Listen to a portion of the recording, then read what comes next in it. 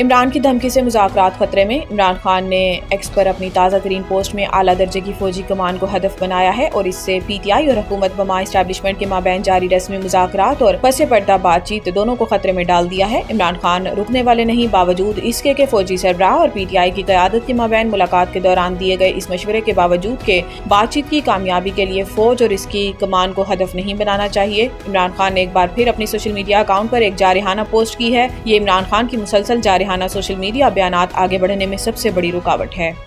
کے پی میں نگران دور حکومت میں بھرتی کیے گئے ملازمین کو نوکری سے فارغ کرنے کی تیاری۔ صوبائی حکومت کی جانب سے خیبر پختونخوا ملازمین ملازمت سے ہٹانے کا بل 2025 منظوری کے لیے پیر کے روز اسمبلی میں پیش کیا جائے گا۔ حکومتی ذرائع کے مطابق بل کی منظوری سے مختلف محکموں میں بھرتی کیے گئے 16,000 سے زائد ملازمین ملازمت سے فارغ ہو جائیں گے۔ عام انتخابات سے قبل نگران دور حکومت میں مختلف محکموں میں بھرتیاں کی گئی تھیں۔ ان بھرتیوں کے حوالے سے خیبر پختونخوا اسمبلی میں حکومتی ارکان کی جانب سے اعتراضات اٹھائے گئے۔ وزیر اعلیٰ خیبر پختونخوا نے حکومتی اراکین کے اعتراضات پر تحقیقاتی کمیٹی تشکیل دی اور معاملہ کابینہ میں آیا تو حکومت نے ملازمین کو ملازمت سے برخاست کرنے کی قانونی رکاوٹوں کا جائزہ لینے کے بعد قانون سازی کا فیصلہ کر دیا ہے۔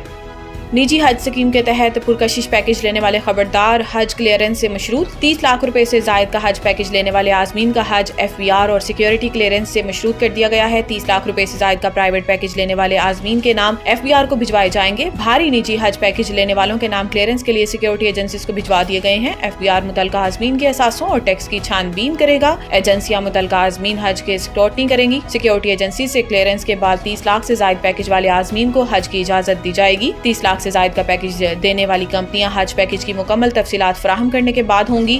کمپنیوں کے 30 لاکھ سے زائد حج اخراجات اور پیکج کی منظوری وزارت مذہبی امور دے گی۔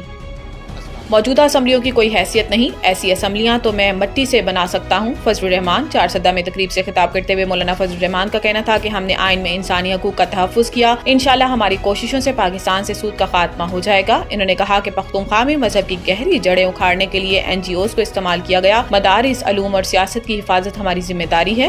سربراہ جے یو آئی نے یہ بھی کہا کہ موجودہ اسمبلیوں کی کوئی حیثیت نہیں، ایسی اسمبلیاں تو میں خود مٹی سے بنا سکتا ہوں۔ ہمارا صوبہ آگ میں جل رہا ہے۔ خیبر پختونخوا اور وفاق میں حکومت نام کی کوئی چیز نہیں، حکومت نااہل لوگوں کے پاس ہے۔ مولانا فضل الرحمان نے مزید کہا کہ آج سیاست کا مقصد کرسی اور اقتدار کا حصول ہے، مرضی کے انتخابات سے ہمیں ٹرکایا نہیں جا سکتا۔ ایسے الیکشن تو حسینہ واجد نے بھی کروائے ہیں۔ The Country School, a project of Bloomfield Hall. بہترین نصابی اور ہم نصابی سرگرمیوں کا حامل بلومفیلڈ ہال اسکول کا متعین کردہ اعلیٰ تعلیمی معیار، اسلامی تعلیم سے آراستہ، انٹرنیشنل سٹینڈرڈ ایجوکیشن، بچوں کی انگلش بول چال پر خصوصی توجہ، تجربہ کار اور تربیت یافتہ اساتذہ، کشادہ پلے ایریا، 25% رعایتی فیس کے ساتھ بلومفیلڈ ہال اسکول میں او لیول کرنے کا بھی موقع۔ So don't wait. The Country School towards academic excellence.